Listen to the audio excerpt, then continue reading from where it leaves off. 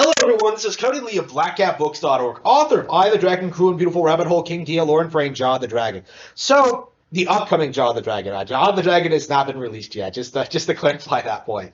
Every couple of years ago, it feels like there's an indie game that kind of comes out of nowhere and kind of garners an audience in spite of being complete shit.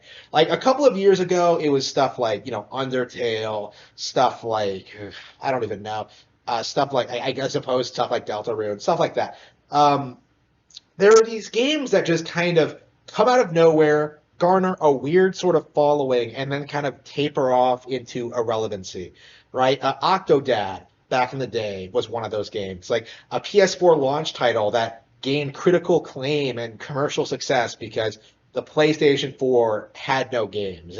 And so, like, PlayStation owners were hyping up this 30-minute long tech demo about an octopus, like, moving around an area. Like, I played Octodad, it was pure shit, and I despised it. I didn't like the media hype around the game. I didn't like how superior games like the Wonderful 101 were written off in comparison to it. It was like it really was like a low key a knack kind of title, right? Something that was promoted by the gaming industry simply because the PlayStation had nothing else coming out for the launch period.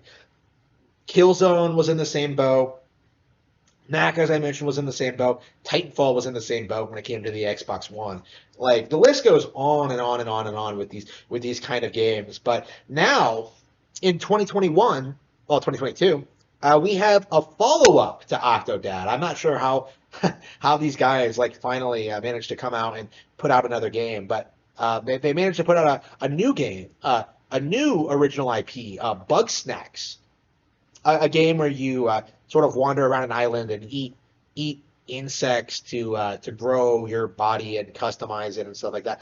It looked dumb. Okay, like I looked at this thing, took one look at it, and was just like, this looks like complete crap. And it seems I was right. I've looked at I've looked at articles regarding the game. I've looked at like gameplay footage. I've looked at like trailers. I've looked at comment sections. Like it seems like my initial impression was completely spot on. Bugsnax is complete trash. And now that it's coming out on consoles like multi-plat, now that it's leaving PlayStation exclusivity, I kind of wanted to take a moment to like reflect on Bugsnax because this was a game that did severely irritate me at one point in time. But fortunately, or unfortunately, depending on how you look at it, I did not make a video regarding the subject because the game was simply too irrelevant and it didn't really garner an audience. But there was a very real concentrated push, I believe, from viral marketers and shills to present this image of Bugsnax as being a surprisingly clever, surprisingly dark kids game. Like it is low key a psychological horror game is the meme that seems to be going around. I actually just browsed the trailer from a year ago and was kind of taken aback at the sheer amount of comments like before the game came out about how like ooh it could be a low key horror game, and then like oh man it low key is a horror game, and then like it was obviously it feels like it was astroturfed, right? It feels like the developers were trying to convince the audience that Bugsnax was a much more elaborate, more complex idea than it was initially presented as. All I ever see people talk about when it comes to a Bugsnax is like the twist in that like I think eating Bugsnax like turns you into a Bugsnax. So it's like a never-ending cycle of like fucking yourself over or something. Like it becomes like body horror or something like that.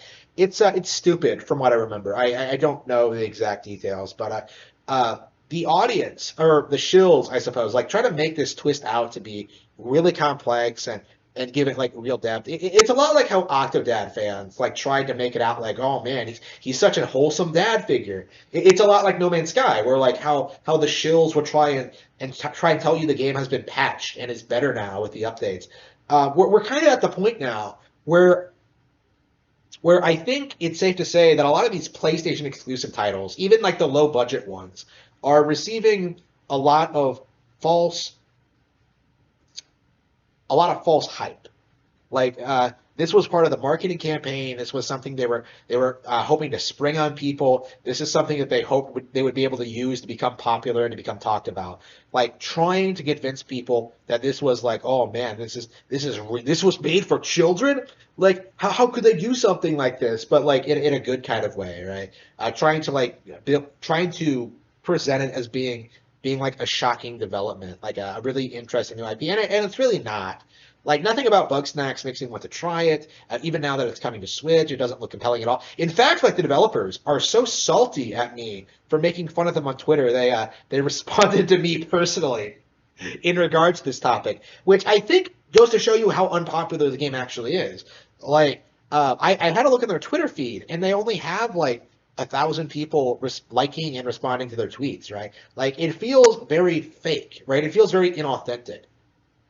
It feels like there's no actual audience for this. It's entirely just paid shills and advertisers trying to convince the audience that there's something here with this game, with this idea. And there really isn't. There are so many better, colorful, cartoony games on Nintendo consoles that like games like Bugsnax don't even really stick out to me as being even worth considering checking out, right?